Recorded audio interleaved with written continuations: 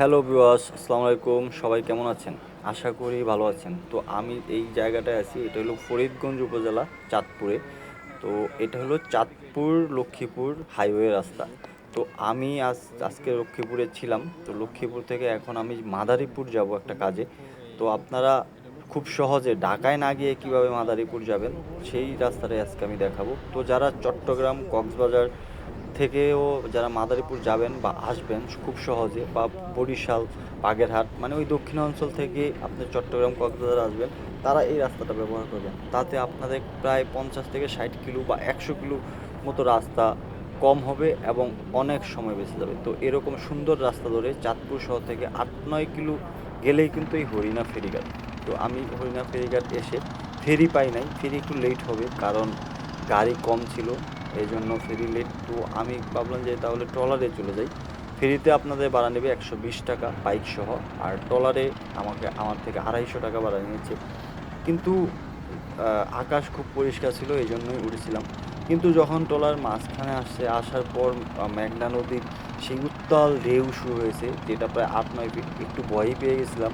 যদিও আমি ঢেউ বা নদী এতটা ভয় পাই না, কিন্তু বাইকের জন্য অনেকগুলো বাইক ছিল ট্রলারে, এই জন্য ভয় পেয়েছিলাম। তো এই ট্রলারে মেঘনা নদী পার হইতে 1 ঘন্টার মতো সময় লাগবে, ফেরিতেও এরকমই সময় লাগে। তো এর মধ্যে আমি প্রচুর ঢেউ পেয়েছিলাম। তো আপনারা যারা চট্টগ্রাম, কক্সবাজার থেকে ভ্রমণে আসেন বাইক নিয়ে, তারা এই রাস্তাটা ব্যবহার করবেন। কুমিল্লা এসে সরাসরি চাঁদপুর এসে পড়বেন।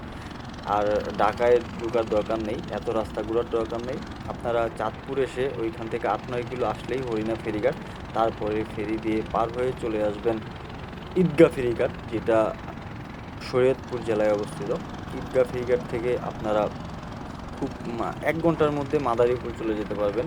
তো আপনাদের কিন্তু অনেক সময় এবং অনেক রাস্তা বেঁচে যাবে, যে যে কুমিল্লা থেকে ঢাকা যেতে যেতে আপনারা এদিক দিয়ে মাদারীপুর এসে করতে পারবেন। তো এই আমি ঈদগাহ ফেরিঘাট থেকে নেমে এখন বালাবাজার, বেদেরগঞ্জ হয়ে শরীয়তপুর হয়ে মাদারীপুর চলে যাব। এইখান থেকে শরীয়তপুর 31 কিলোমিটার আর মাদারীপুর 51 কিলোমিটার। তো এইখান থেকে কিন্তু আমার 51 কিলোমিটার 1 ঘন্টা থেকে 1 ঘন্টা 20 মিনিট লাগবে, যেটা আমার কুমিল্লা থেকে ঢাকা যেতে যেতেই আমি এখান দিয়ে কিন্তু মাদারীপুর চলে আসতো। তো আপনারা যারা বরিশাল বিভাগ থেকে, বাগেরহাট, খুলনা থেকেও যারা ভ্রমণে যাবেন কক্সবাজার, চট্টগ্রাম ওই দিকটাতে, তো তারাও কিন্তু এই রাস্তাটা ব্যবহার করবেন। আপনারা মাদারীপুর থেকে সরাসরি হয়ে এই ঈদগাহ ফেরিঘাট চলে আসবেন, তারপরে এদিক দিয়ে চাঁদপুর হয়ে কুমিল্লা হয়ে চলে যেতে পারবেন খুব সহজে। এতে আপনাদের 80 থেকে 100 কিলোমিটার রাস্তা কিন্তু কমে যাবে এবং কিন্তু অনেক সময়ও বেঁচে যাবে। তো যারা এই রাস্তাটা এখনও চিনেন না, তাদের জন্য আমি এই সাজেশনটা দিয়ে রাখলাম।